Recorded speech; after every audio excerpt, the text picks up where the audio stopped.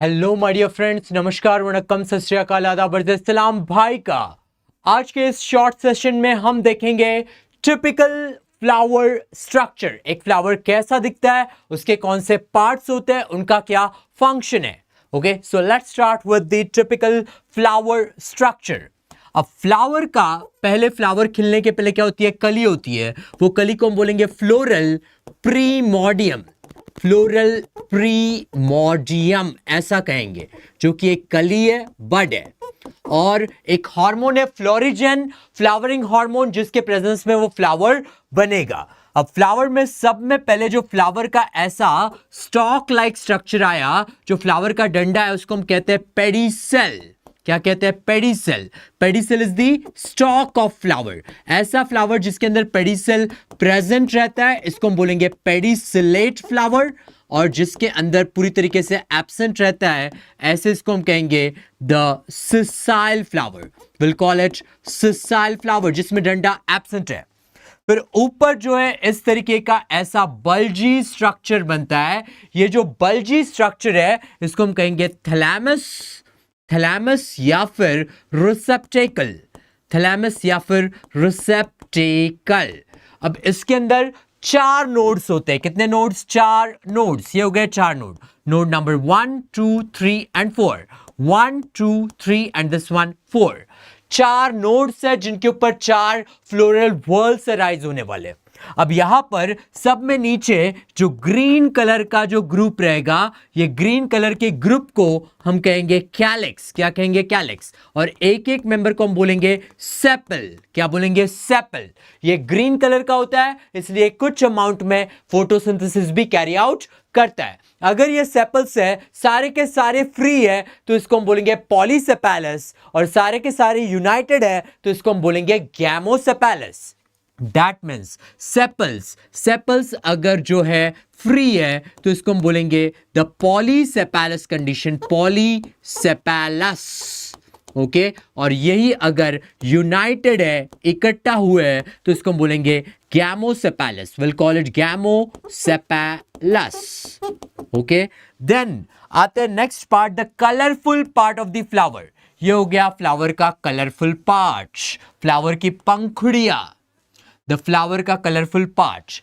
ये जो फ्लावर का कलरफुल पार्ट है, इसके ग्रुप को हम कहेंगे करोला। क्या कहेंगे? करोला। और एक एक मेंबर को हम बोलेंगे पेटल। क्या बोलेंगे? पेटल।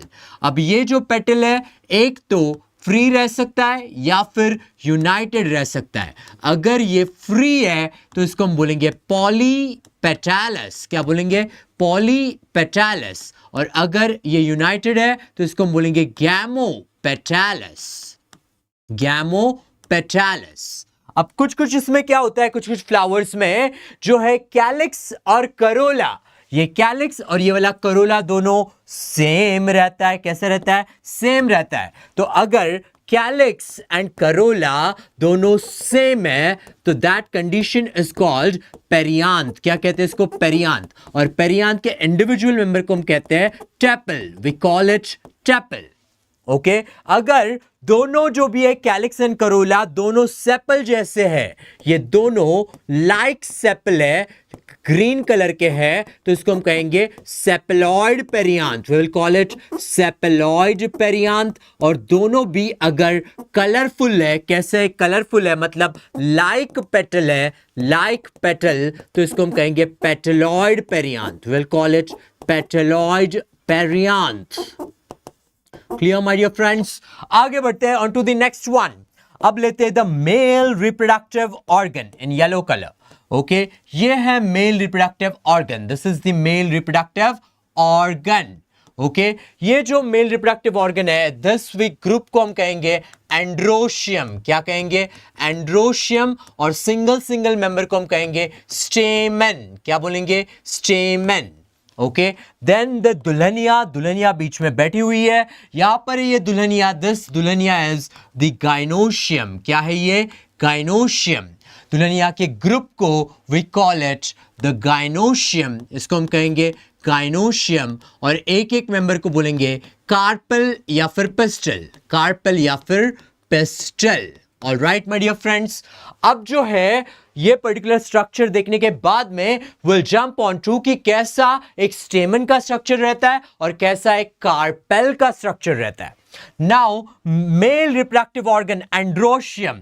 ओके, एंड्रोशियम जो है इसका स्ट्रक्चर कुछ ऐसा रहेगा.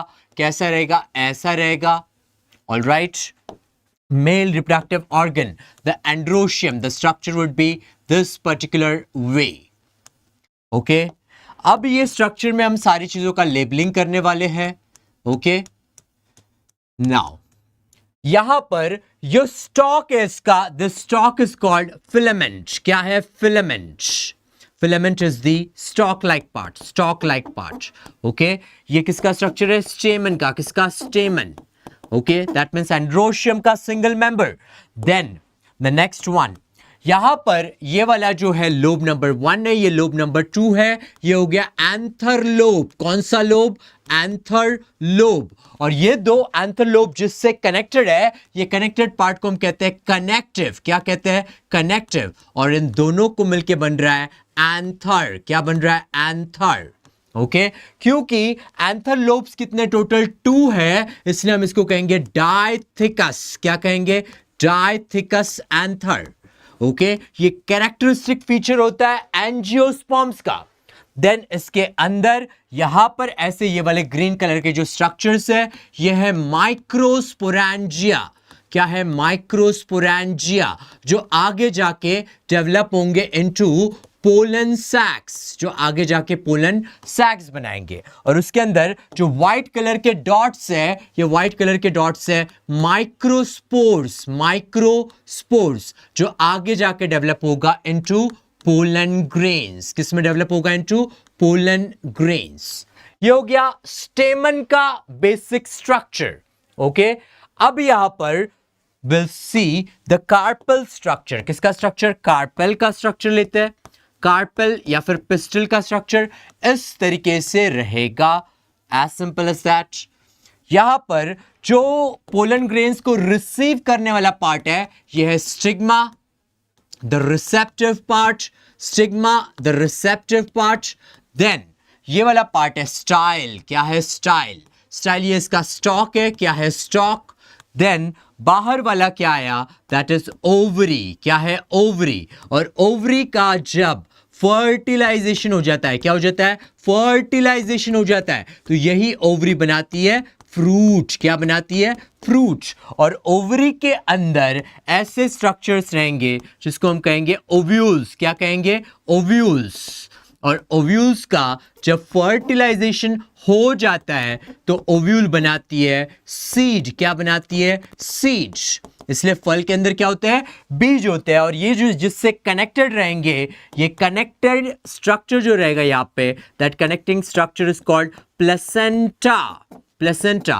और ये जो खाली कैविटी है, ये कैविटी को हम कहेंगे लॉक्यूल. क्या कहेंगे? Locule. All right, my dear friends. So this was a short session about the typical flower structure. Hope you have enjoyed this session. Everybody stay happy, stay healthy. Love you all. Bye-bye.